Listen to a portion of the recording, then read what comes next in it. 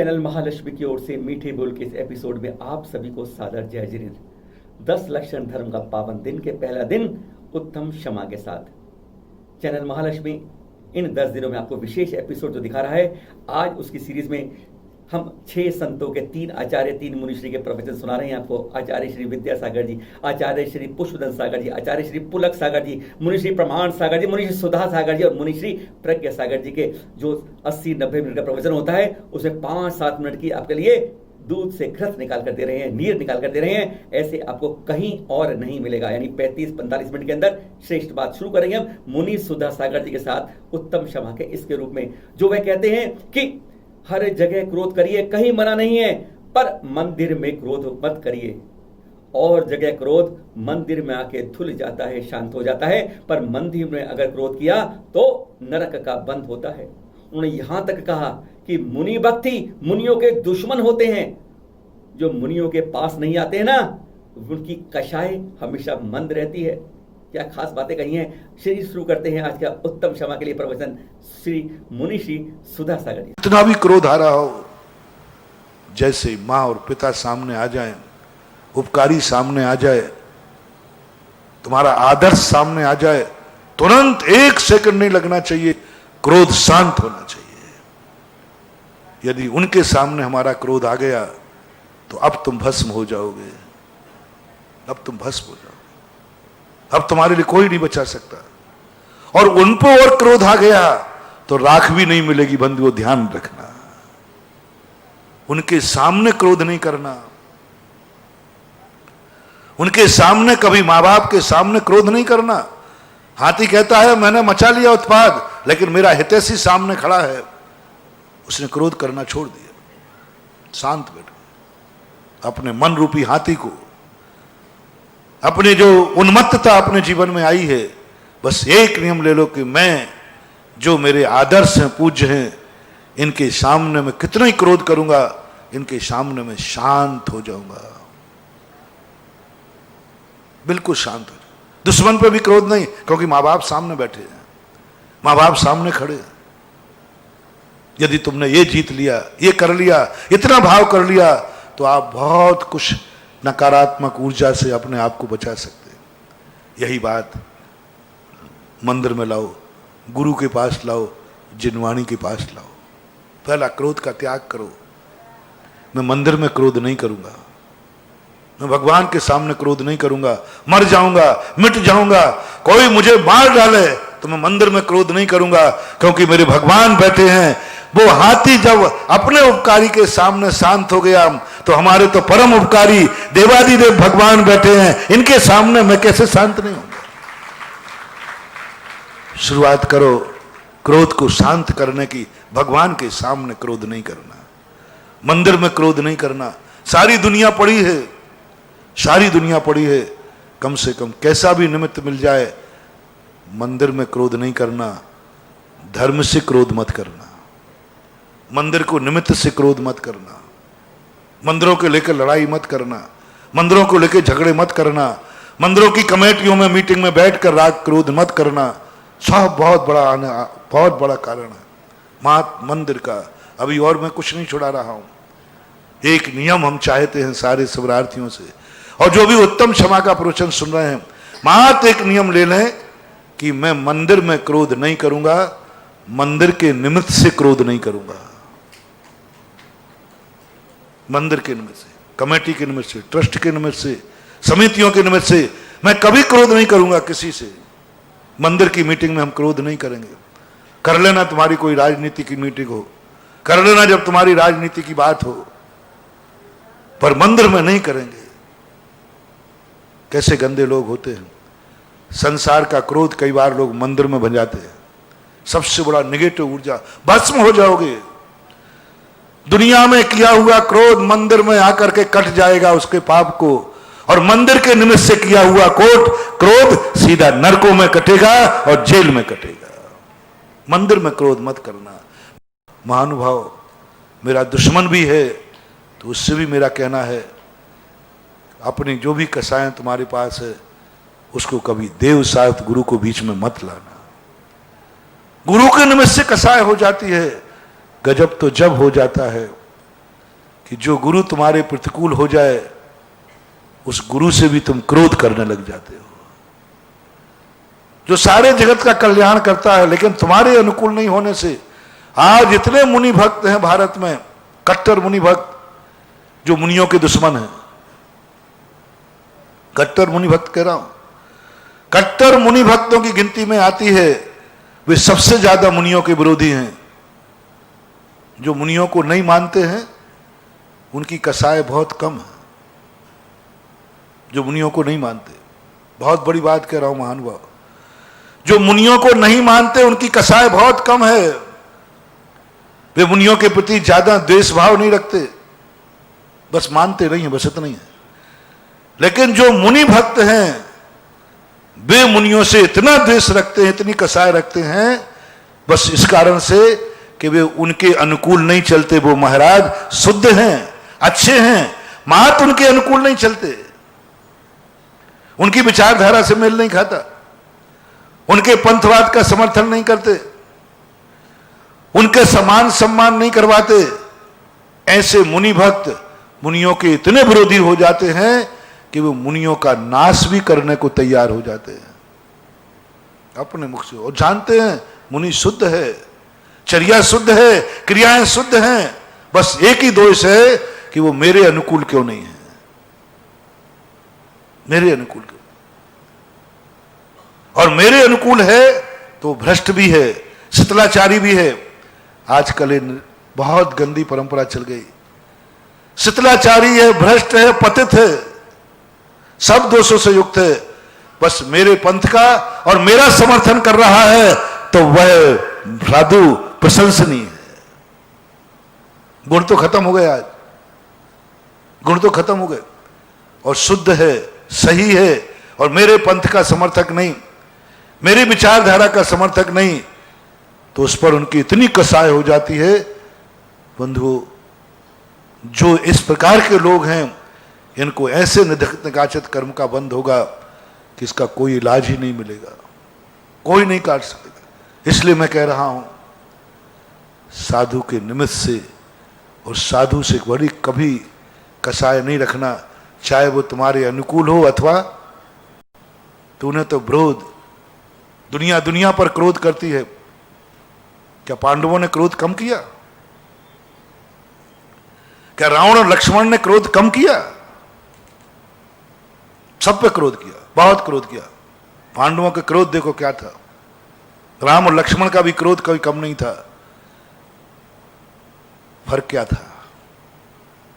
राम भी क्रोध करते हैं, लक्ष्मण भी क्रोध करते थे, पांडवों ने भी क्रोध किया, सबने किया, और रावण भी क्रोध कर रहा है। फर्क कितना था, राम पापी पर क्रोध कर रहे हैं और रावण पुण्यात्मा पर क्रोध कर रहा है। फर्क कितना सा, क्रोध तो दोनों का था। दोनों तीर चलाते थे तो ये मार के चलाते थे, इस तीर में तू निपटे बिना रहेगा नहीं। दोनों का क्रोध चरम सीमा पर था। आप पढ़ो, दोनों के क्रोध में कहीं कोई अंतर नहीं था, क्रोध की क्वालिटी बराबर थी। हर तीर चलाने वाला एक ही बात बोलता था, ले इस तीर में तू बच नहीं सकेगा। राम भी यही कहते थे, लक्ष्मण भी यही कहते थे, लेकिन रामचंद्र जी कहते थे यह तीर पाप और पापी का नाश करेगा, और रावण कहता था ले इस तीर में तू बचेगा नहीं, और उसका भाव था धर्म और धर्मात्मा इस दुनिया में बचेगा नहीं। क्रोध की क्वालिटी में कोई अंतर नहीं था, फर्क था, एक पापी पर क्रोध कर रहा था और एक धर्मात्मा पर क्रोध कर रहा था। एक पापी का नाश कर रहा था और एक पुण्यात्मा का नाश कर रहा था। दोनों ने नाश किया, दोनों ने एक दूसरे के नाश के भाव किए। लेकिन राम जब पापी पर बुरे भाव करता है तो पुण्य बढ़ता है, नकारात्मक ऊर्जा भी सकारात्मक होती है। और अब सुनिए मुनि श्री सुधा सागर जी के बाद आचार्य श्री पुलक सागर जी से, जो कहते हैं क्रोध क्या देता है? तकलीफ देता है, दर्द देता है, तड़प देता है, पछतावा देता है और कुछ नहीं देता। आपको लगता है बोलने में अच्छा, पर तकलीफ ही तकलीफ। और उदाहरण समझाइए कि एक व्यक्ति नई कार लेके आया और उसके बच्चे ने आते ही उस पर नाखून से उसको रेत दिया। इतना ज्यादा गुस्सा आया कि उसने अपने बेटे के ही दीवार से नाखून निकालकर उखाड़ दिए, खून से खून हो गया। पर फिर पछतावा क्यों होता है? इस क्रोध का अंत ऐसे ही होता है। सुनिए आचार्य श्री पुलक सागर जी से। कसायों को जीतिए, उत्तम क्षमा का धर्म है। क्रोध ने कब सुख दिया है जीवन को? क्रोध ने कब आनंद दिया है जीवन को? क्रोध बेहोशी से आता है, पश्चाताप पे खत्म हो जाया करता है। क्रोध की परिणति पश्चाताप है। सिवा पछतावे के कुछ नहीं मिलता इस क्रोध से, सिवा नुकसान के कुछ नहीं मिलता है। आज संकल्प करना कि शाम तक हम क्रोध नहीं करेंगे। ध्यान रखिए। एक व्यक्ति को जानता हूं, एक नई कार लेकर अपने घर में आया। कार को धो रहा था, साफ कर रहा था। छोटा सा बच्चा बाजू में खड़ा है। उस बच्चे ने, नादान बच्चा, अबोध बच्चा, उसने नाखून से कार को खरोंच दिया। पिता को बहुत क्रोध आया। उसने एक चाटा मारा बच्चे को। इतना आवेश, इतना गुस्सा, बच्चा रोने लगा। गुस्से में उस आदमी ने बच्चों के दोनों हाथ को पकड़ा और दीवार से खरोंच दिया। खून की धाराएं लग गईं, नाखून उखड़ गए उस बच्चे के। देखता है कि खून आ गया, गुस्सा उतरा, बच्चे को छाती से लगाया। मेरे बच्चे, मैंने क्या कर दिया तेरे साथ?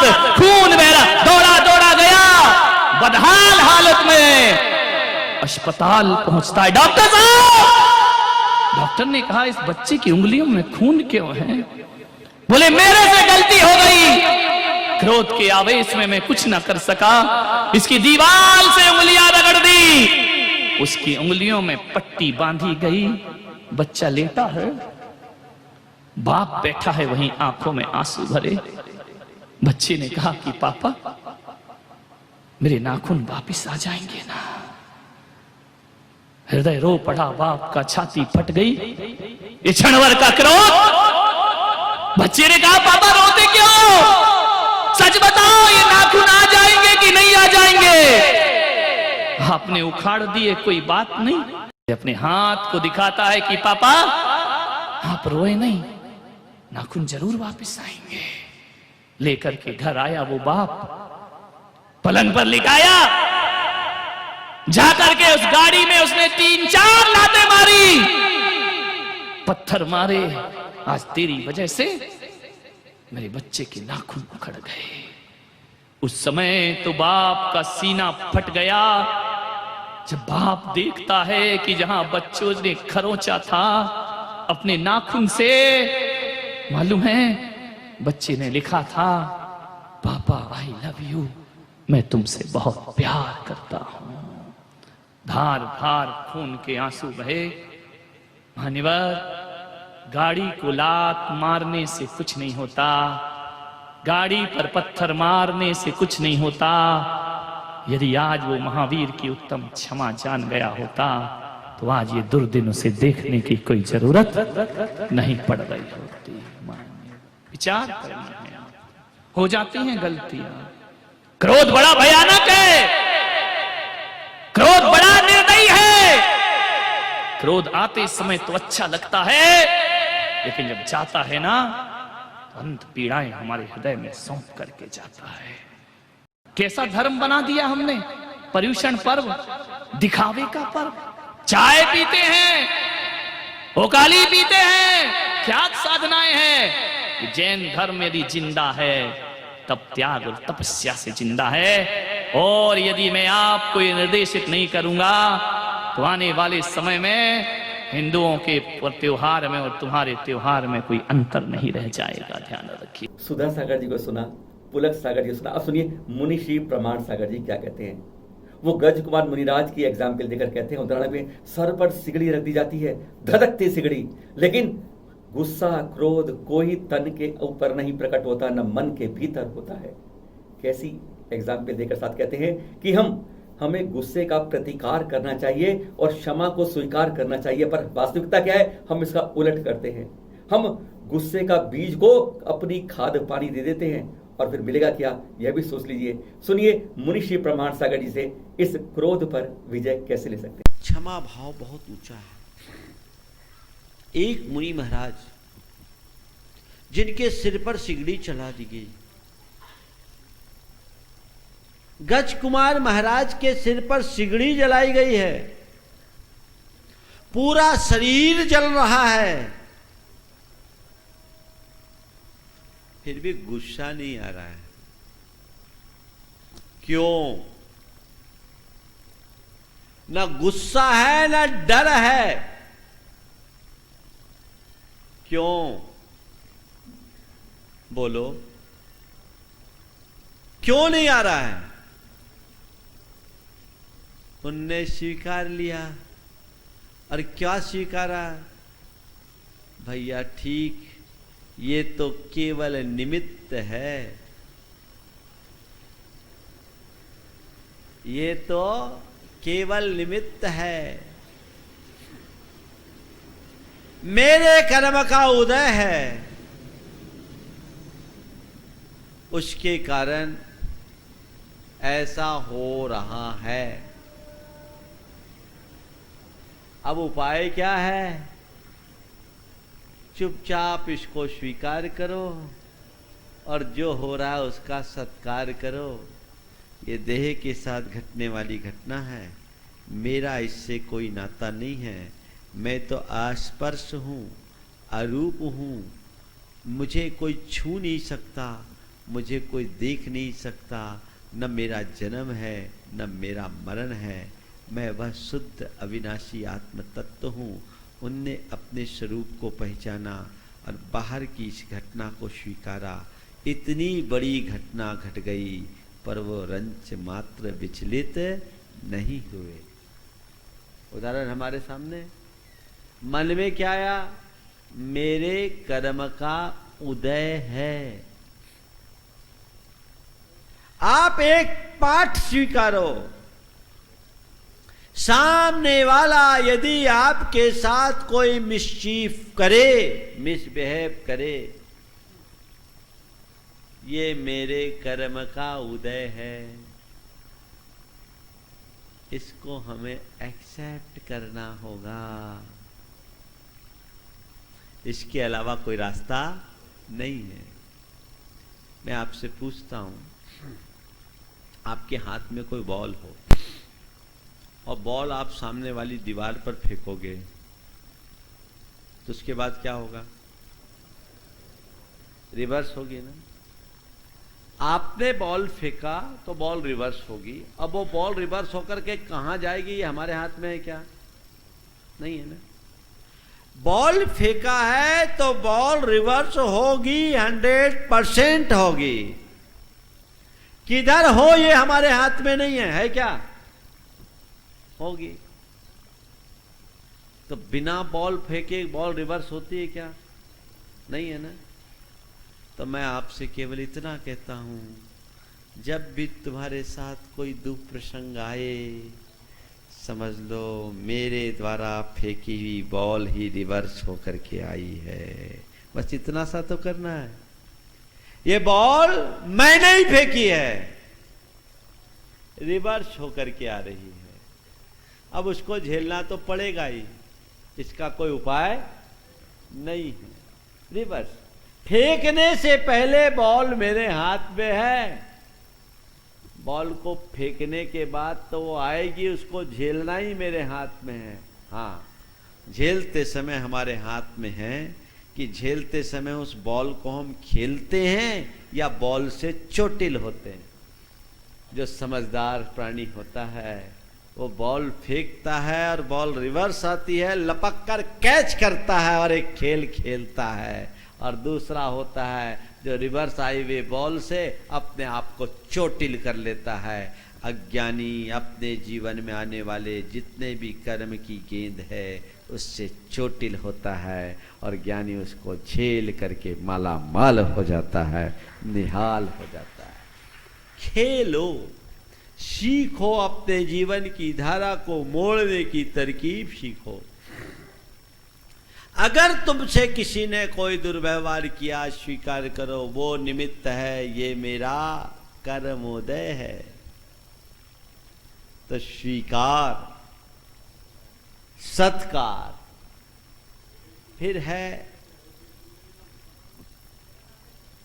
प्रतिकार। प्रतिकार करो किसका?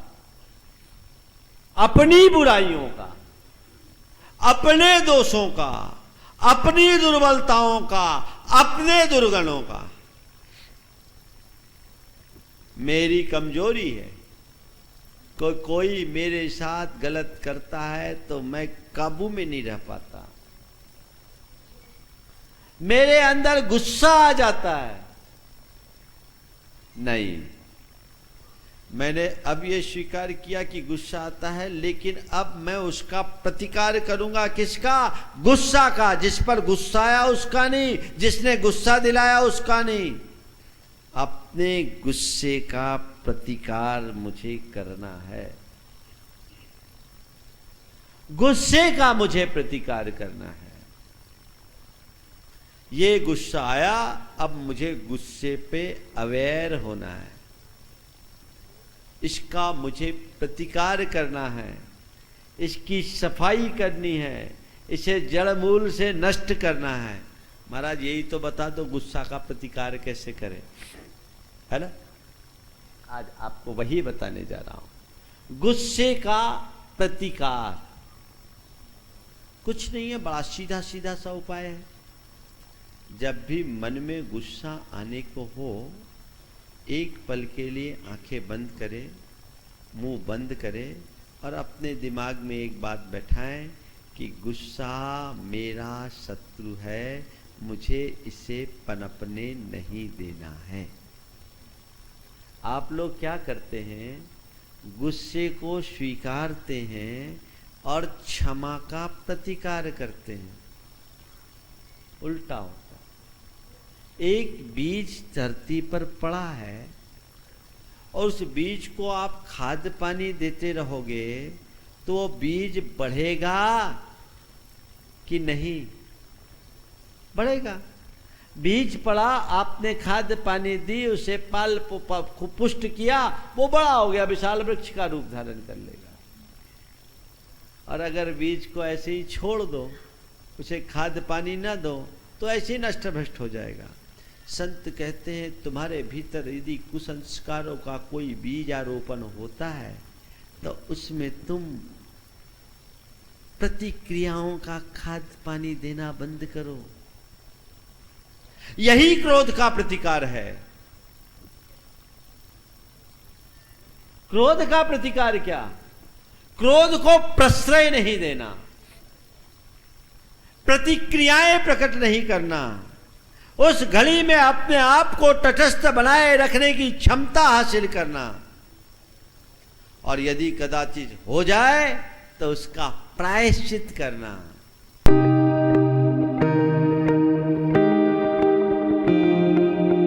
और अब चौथे नंबर बताते हैं आचार्य पुष्पदंत सागर जी से।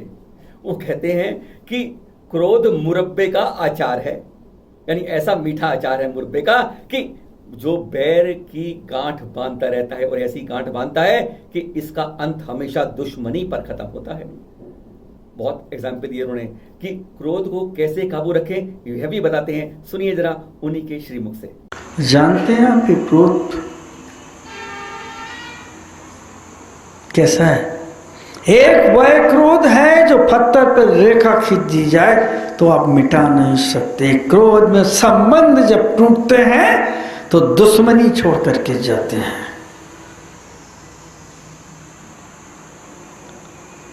क्रोध मुरब्बे का आचार है, बड़ा मीठा लगता है दूसरे को डांटने में, फटकारने में। मुरब्बा है, आंवले का बना है, बहुत अच्छा लगता है खाने में। और वही क्रोध अगर ये निश्चित कर ले कि मर जाऊंगा लेकिन तुझे नहीं छोड़ूंगा, और नरक भी गया तो तुझे ले जाऊंगा, और भूत बना तो तुझे सताने आऊंगा, ये बैर की गांठ है। वेग पे तो नियंत्रण हो सकता है लेकिन आवेग के ऊपर नियंत्रण नहीं हो सकता। क्रोध जब बढ़ता है तो बैर की गांठ बांध लेता है।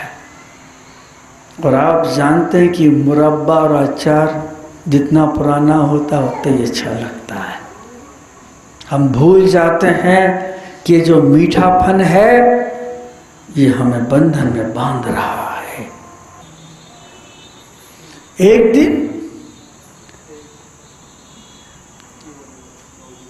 उससे कहा दूध ने, अरे चावल तेरा रंग धवल, जब तक तू धवल के साथ मिलता रहा, मुस्कुराया, लोगों का सम्मान पाया, तूने बहुत आदर बढ़ाया, लेकिन अब तेरे माथे पे कलंक का टीका लगा हुआ है कि तू दाल में पड़ा हुआ है। क्या तूने दाल के साथ संबंध बनाया है? मिर्ची और नमक में तुझे मिलाया है।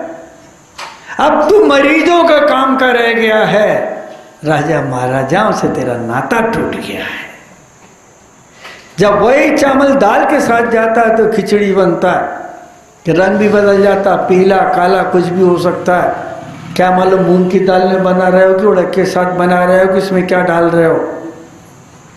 और वही चावल जब दूध की संगति करता है तो उसमें मेवा भी पड़ती है, नारियल का किस भी पड़ता है,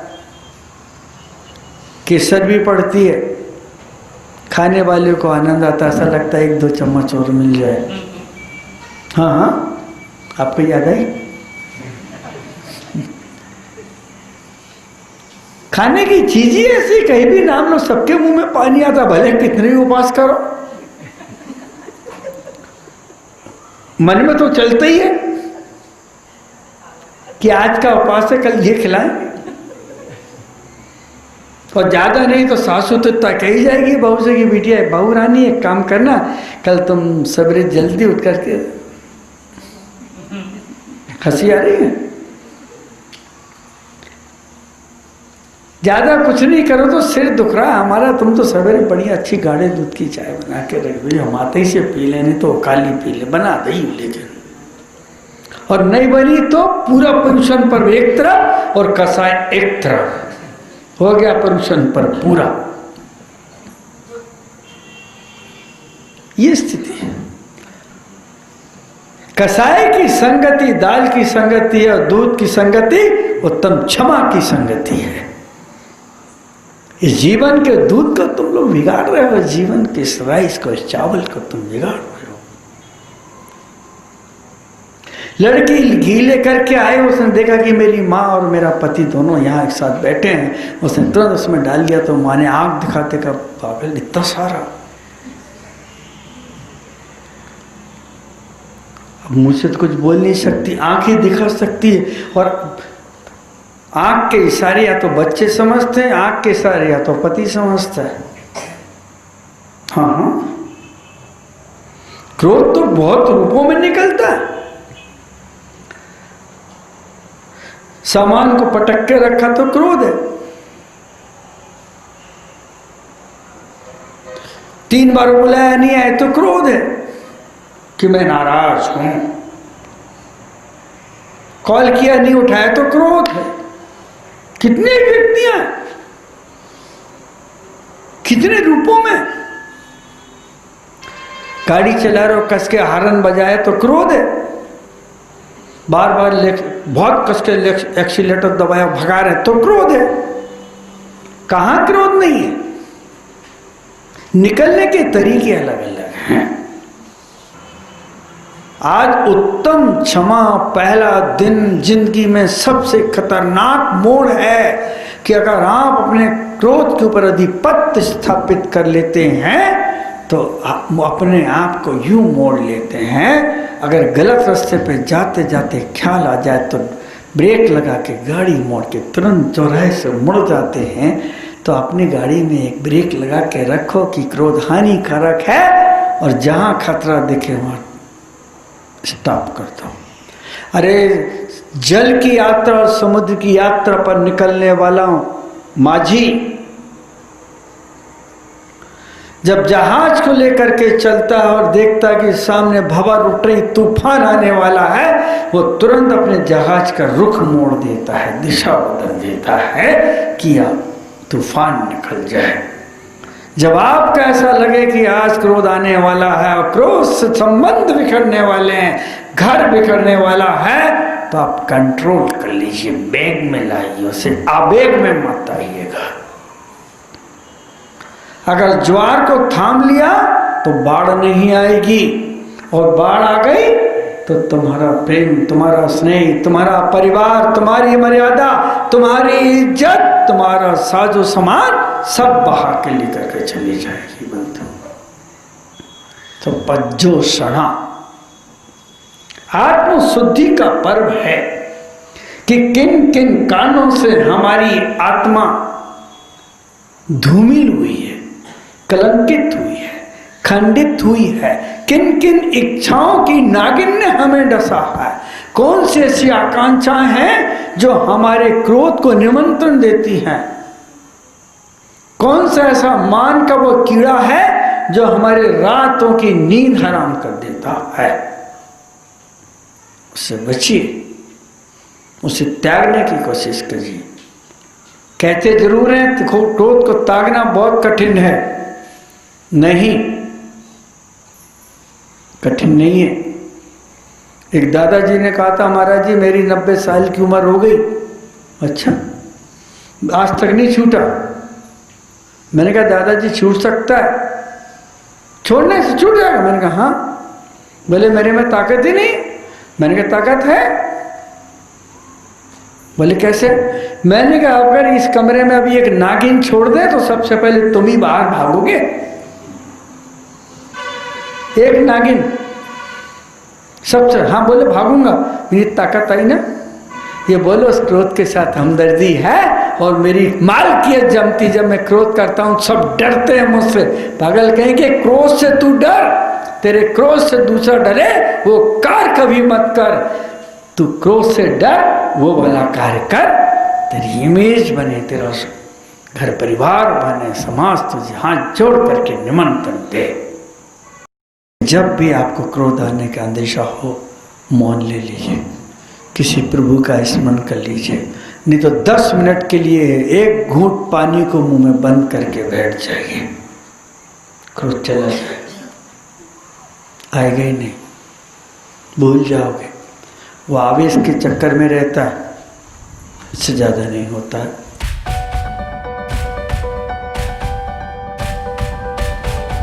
और अब सुनाते हैं आपको ऑडियो के रूप में एक क्लिप मिल पाया हमें आचार्य श्री विद्यासागर जी का। वो कहते हैं क्रोध के साथ भय, डर, अरति, शोक, ये सब क्रोध के ही रूप हैं। उन्होंने क्रोध के बारे में एग्जाम्पल देते हुए अदालत का एक उदाहरण भी दिया कि अदालत में कैसे आप चुपचाप रहते हैं, गुस्सा आता ही नहीं आपको। सुनिए जरा आचार्य श्री विद्यासागर जी से यह संक्षिप्त ऑडियो क्लिप का रूप। हम गुस्सा थोड़ी सी तो कर ही रहे हैं, लेकिन सामने वाला व्यक्ति हमारे लिए थोड़ी सी उत्तेजित इस ढंग से कर देता है, तो वह उसका दोष नहीं है, दोष तो अपना है जो कि हम पहले बारूद लेकर के ही बैठे। सामने वाला व्यक्ति कितनी भी विषम परिस्थिति पैदा कर दे तो भी हम शांत रह सकते हैं।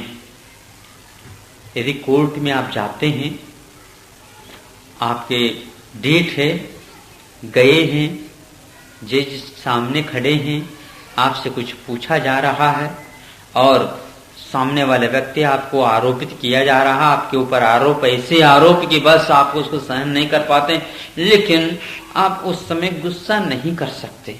करते हैं कभी? क्यों नहीं करते? उस समय तो बिल्कुल उत्तम क्षमा धर्म, नहीं तो गेट आउट। वहां पर हम चले जाएंगे मुश्किल हो जाएगा। इसलिए जीतने के लिए, दूसरे अपने सत्य को सिद्ध करने के लिए वहां पर उस प्रकार के बिंदु पॉइंट्स देने होते हैं जो क्रोध के साथ नहीं दिए जा सकते, शांति के साथ दिए जाते हैं। तो वहां पर तो आप गुस्सा शांत कर जाते।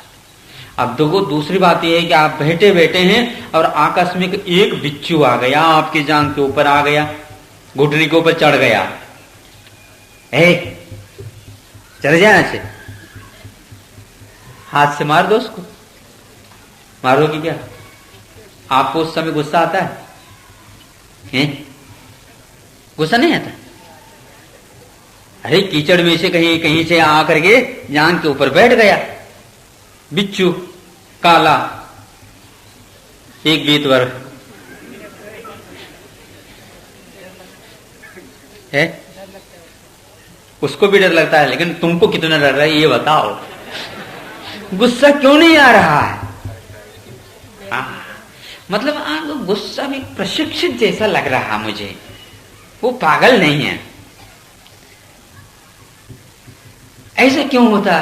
कि डबल हानि जब दिखती है तो आप वीतराग मुद्रा के अनुभव करने वाले बन जाते हैं, और ये जब नहीं होता तो उछलने लग जाते। जड़ से आप गुस्सा नहीं करते, बिच्छू सर्प इत्यादि से गुस्सा नहीं करते, उससे आप डरते हैं।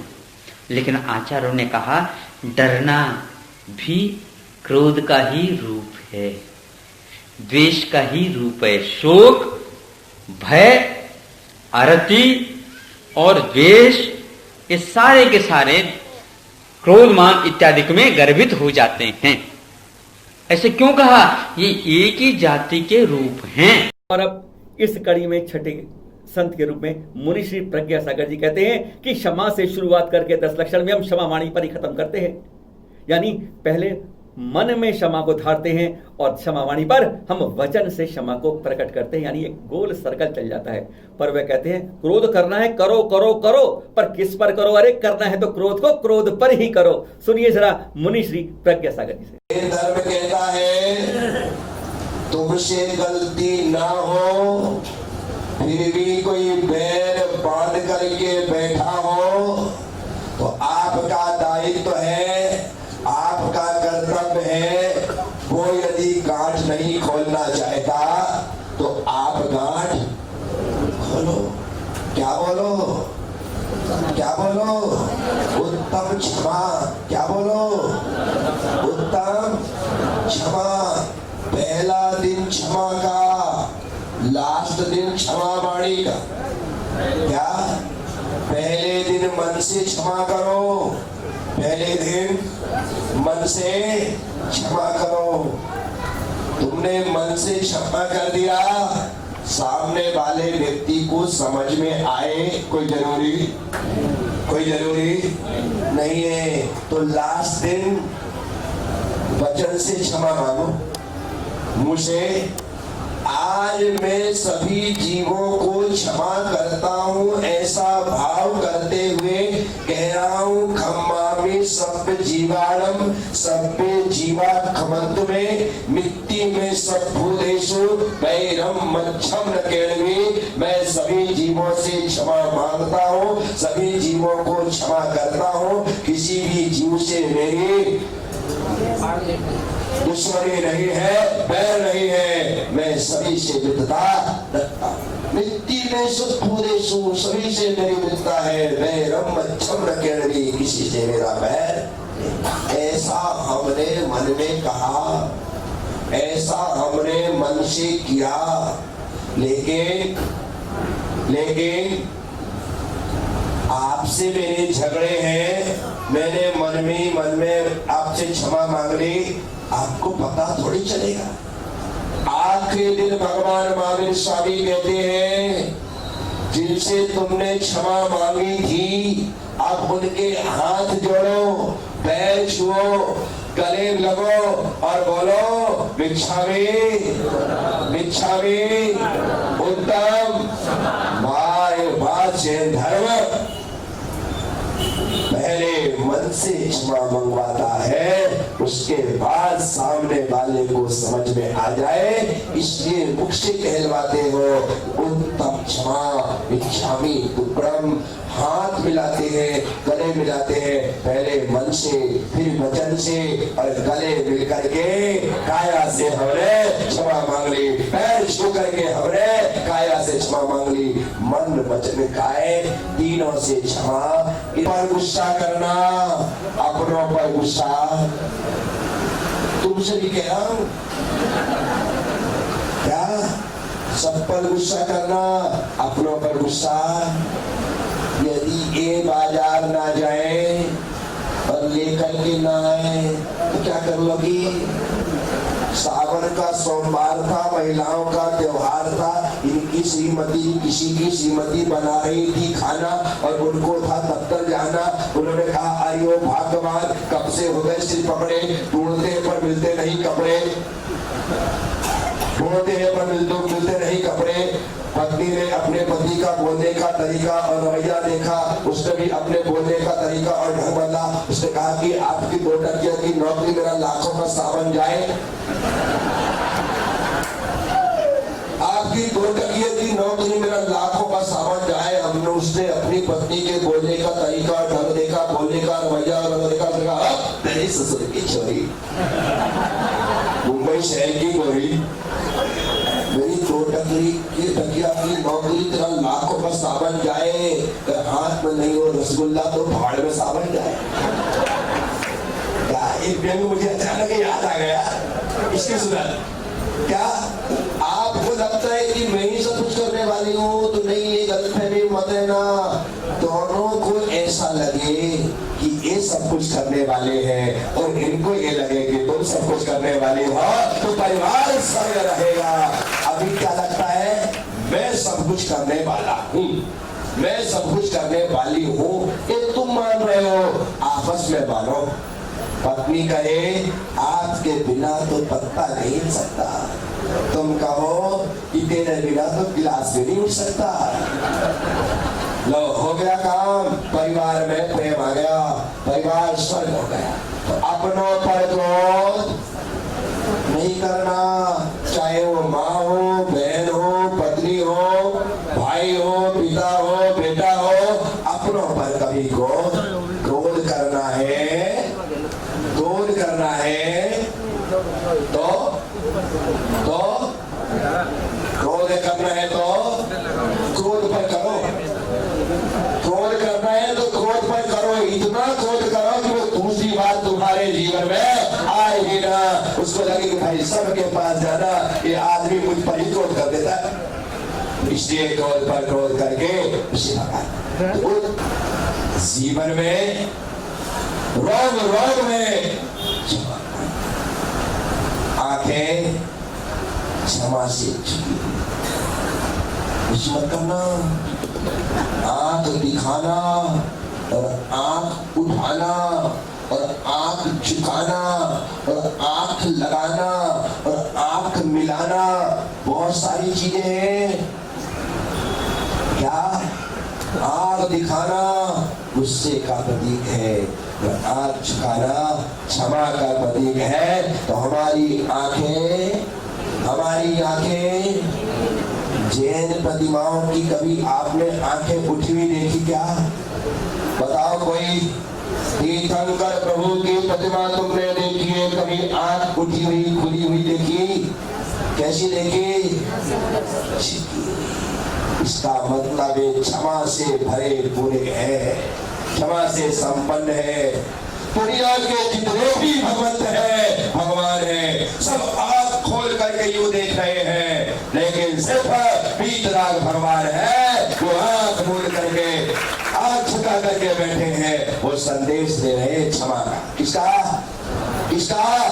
बोलो, क्षमा का संदेश है। वे कह रहे हैं बेटा मेरे पास आते हो, आंख झुका करके आंख मूंद कर मेरे दर्शन कर लेते हो, घर जाना, बाहर जाना, जैसे मैं आंख झुका करके बैठा हूँ वैसे तुम आंख झुका करके जीना, तुम्हारे जीवन में आनंद ही आनंद होगा, परमानंद ही परमानंद होगा। इसलिए आंख झुकाकर जीना सीखो। उत्तम क्षमा के पावन दिन, हर साल हम इस तरह उत्तम क्षमा मनाते हैं, 10 लक्षण मनाते हैं, पर कुछ तो मन में धारण लें। छोटी छोटी बातों पर क्रोध ना करें। क्रोध हमेशा नीचे की तरफ चलता है, कभी ऊपर नहीं गया। ऊपर क्रोध होता है तो अंदर पी लेते हैं और निकालते छोटे पर ही हैं। क्रोध कभी अच्छी बात नहीं है, मन में शांत कर लें। क्रोध की ताकत बड़ी तेज चलती है, कुछ क्षण रहती है। एक जैसे दूध में पानी खोलता है, दूध उबलता है, तो 2 बूंद छिटे की डाल दो, 2 मिनट शांत हो जाओ आप, क्रोध कहीं का कहीं भाग जाएगा। ऐसे बने हम। जब क्रोध अंदर होगा, जैसे कुएं में बाल्टी डालते हैं तो पानी भर के तभी आता है जब कुएं में पानी है। जब क्रोध का बारूद अंदर होगा तभी निमित्त की चिंगारी मिलने से वह धड़कता है। शांत करें क्रोध को, हम कहते हैं इसी तरह से ओम ऋषिम उत्तम क्षमा धर्मांगाय नमः का जाप करें। आज का पावन दिन रखें इस तरह उत्तम क्षमा की शुरुआत। फिर मिलेंगे नए एपिसोड के साथ। सादर जय जिनेंद्र।